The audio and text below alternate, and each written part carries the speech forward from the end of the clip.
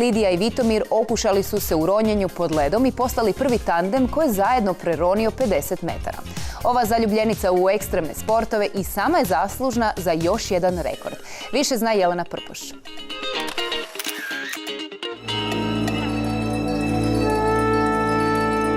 Na momente malo klaustrofobično.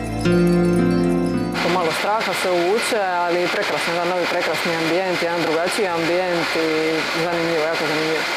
Kada se ovom opisu doda temperatura vode od svega 2 Celzijeva stupnja, debljina leda od 31 cm i na dah preronjena 123 metra, onda to znači da ste oborili rekord i da će vaše ime biti dio Guinnessove knjige.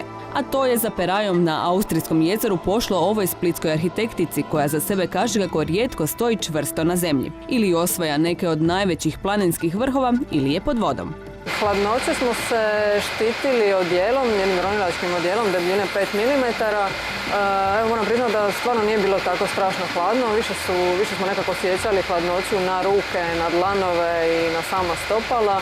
Tako da su nam uvjeti bili ograničeni, imali smo nekakvih 10-ak minuta za pripremu i za sam žaron. U potrazi za adrenalinom i u želji za ostvarenjem još nedostignutih ciljeva, ovoj se dami pridružio još jedan zaljubljenik u ekstremne sportove. Lidija i Vitomir zaslužni su za prvi rekord u ronjenju na dah u tandemu s perajama u daljinu od 50 metara.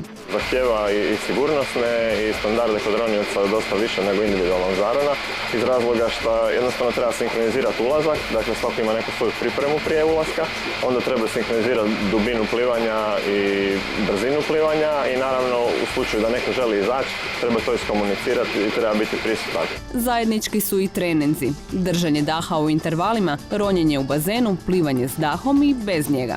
A neke specifične, odnosno situacijske pripreme za ovako ronjenje pod ledom je užasno teško za izvesti jer nemamo takve uvjete. Imali smo nešto malo leda na Jarunu, to smo nešto malo iskoristili, ali užasno je teško bez suporta nekih tehničkih ronioca koji će tu biti neko osiguranje, koji će izbušiti rupe i slično. Tako da zapravo pravu pripremu mi nismo imali. A neposredno prije svakog zarona, uz fizičku kondiciju i psiha mora biti na razini. Smirivanje, fokusiranje na sam zaron, isključivanje svih tih nekih faktora oko sebe. Ali naravno misli vole skrenuti, tako da znaju biti šarolike. Konkretno tu pod ledom je situacija bila na dan zarona dosta neočekivana. Imali smo špak koji je bio krivo postavljen, tako da oko toga smo se brinuli, gledali na koji način uopće da ga pratimo. Tako da je tu bila jedna buka misli. U ovom sportu koji je oprečan biološkim zakonitostima, najteže je othrvati se prvom porivu za disanjem. Paniku svakako treba izbjeći, jer takvo stanje troši mnogo kisika. Čim uronimo lice u hladnu vodu, otkucaj srca se smanji za nekakvih 30%. Kako ostajemo bez kisika, tako dolazi do neke vazokonstrikcije, krv se iz periferije dolazi u centar i pokušava nas održati što duže na životu.